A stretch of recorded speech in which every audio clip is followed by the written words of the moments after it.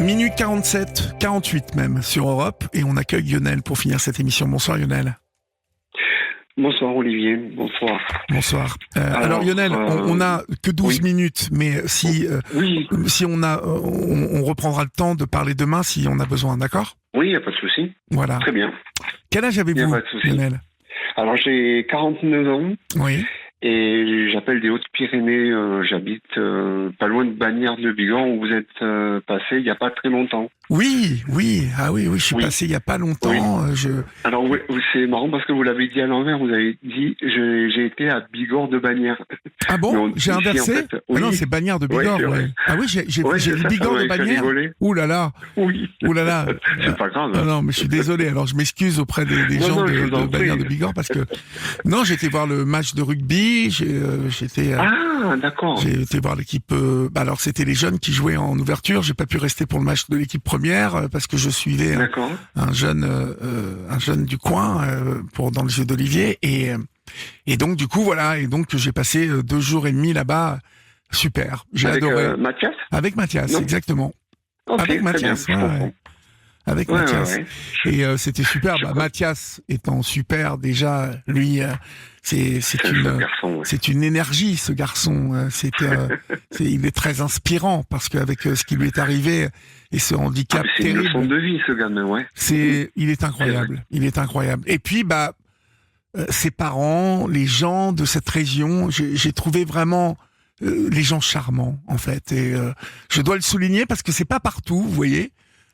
Où je vais, et j'ai trouvé vraiment les gens de Bagnères de Bigorre, de la région, mais vraiment accueillants. Alors, bon voilà, ils connaissaient en plus l'émission beaucoup, partout où j'allais. Ah bon ? C'était super.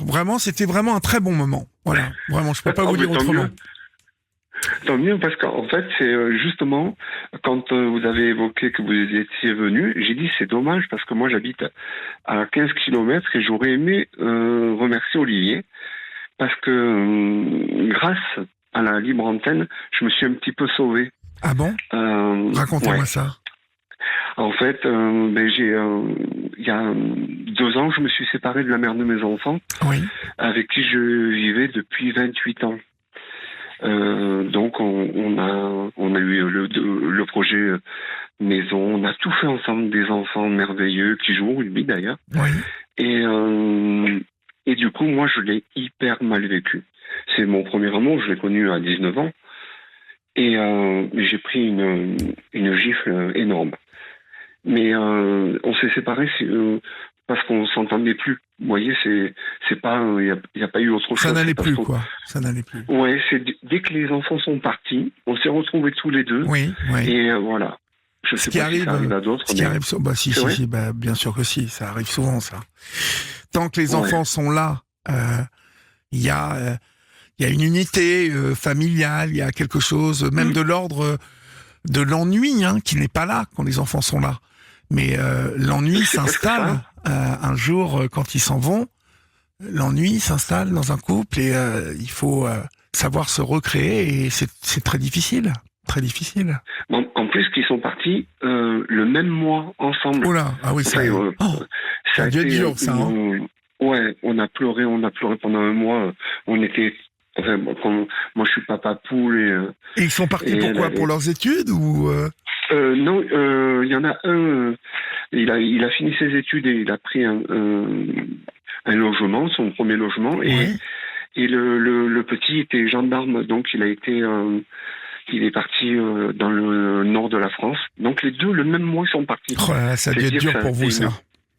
Ça a été une page qui s'est tournée. Ça a été dur. Et donc, du coup, 2-3 mois après, on se supportait plus et on s'est séparés, quoi. Bon, et donc grosse claque. Ah ouais, vraiment, moi je l'ai très très mal vécu. Les enfants plus ma compagne, mais en fait, j'ai sombré doucement dans l'alcool, en fait. C'est-à-dire que comme je suis hypersensible, en fait. Je suis quelqu'un d'assez émotif, hypersensible. Et donc, le fait du manque de mes enfants et de ma compagne, je prenais de l'alcool et je partais au lit. pour oublier, pour dormir, en fait. Ouais, cette bêtise. Dépression. Vous avez fait une dépression. Grosse dépression. Ben oui. Ouais, c'est ça. Je passais mes journées à dormir ou pleurer. Voilà, c'était ça ma vie, quoi. Quel âge vous avez, vous m'avez dit, Lionel? J'ai 49 ans. Oh là, vous êtes jeune en plus, ouais, dis donc. Ouais. Oui, donc, mais quoi, vous preniez de l'alcool dès le matin? Vous preniez de l'alcool ou? Non, pas du tout. Mais alors non, parce que je travaillais, en plus, j'avais un boulot que j'adorais. Ouais. J'ai travaillé pour la Comédie Musicale de Lourdes. D'accord. Et je rentrais en moto, je faisais de la moto. Ouais. Et en fait, si vous voulez, je rentrais le soir et j'étais tout seul. Et là, je buvais à ce moment-là. D'accord. Ouais. Et pour partir au lit. Mais non, la journée, je buvais pas, par contre. D'accord. Ok. Et donc, j'ai eu peur.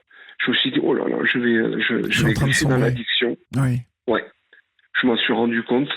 Donc, je me suis vite précipité sur un centre d'addictologie, pas loin de chez moi. Et du coup, j'ai fait quelques groupes de parole. J'ai vu un infirmier. Mais un jour, en rentrant de la Comédie Musicale de Lourdes, je suis rentré chez moi, j'ai bu de l'alcool, j'ai repris la moto et j'ai eu un grave accident. Oh, mais un très très grave. Ah, ouais. Ouais. Et très très grave, vous vous êtes fait quoi? Ben, en fait, j'ai eu 37 fractures. Oh là là, d'accord. Ouais. 4 fractures ouvertes. Oh là là. Poumons perforés. C'était il y a combien de temps, ça? C'était il y a 2 ans. D'accord. Il y a 2 ans. Et j'ai fait un an de rééducation. Là-bas, à Bagnères de Bigorre, dans l'hôpital où je suis allé, là. C'est ça. Ouais, vous remarquez, vous étiez pas loin, vous avez eu votre accident, et puis boum, à Bagnères de Bigorre, vous avez de la chance d'avoir un centre hyper performant pour ça. Mais oui, en plus, le cadre est quand même sympa. Ah bah c'est bien, puis j'ai rencontré le personnel là-bas, d'ailleurs. Comment il s'appelle ce centre?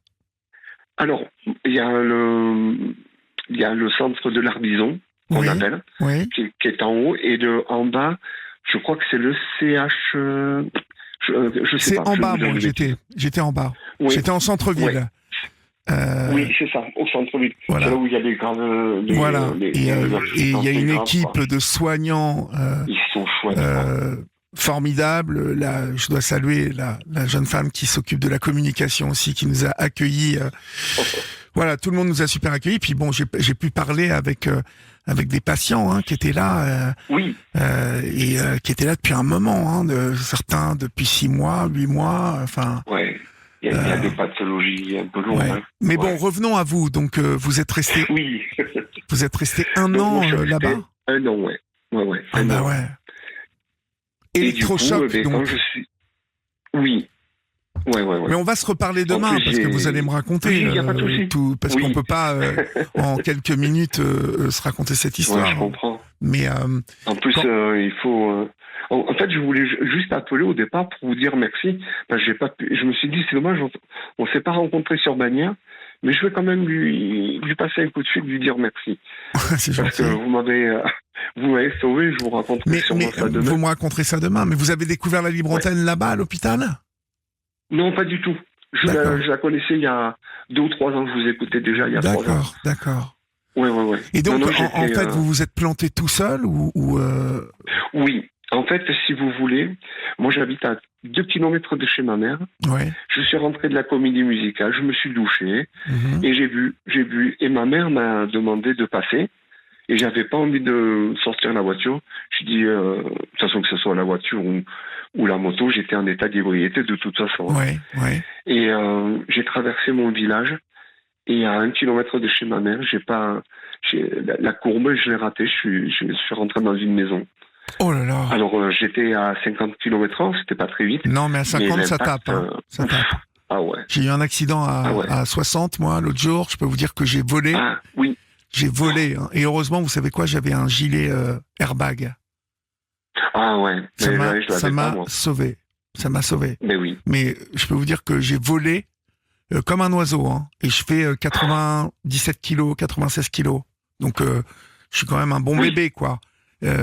Et je peux vous dire que j'ai décollé, mais comme si j'étais une petite balle de plastoc, là, ping. Ah ben on n'est rien. Hein. Ah, on n'est rien du tout en on moto. m'a dit que je m'étais écrasé comme un moustique, on m'a dit, mais sur oui. le mur. Bon, mais vous me raconterez demain si le boulot, tout ça après, si vous avez perdu votre boulot ou si vous l'avez récupéré. Non.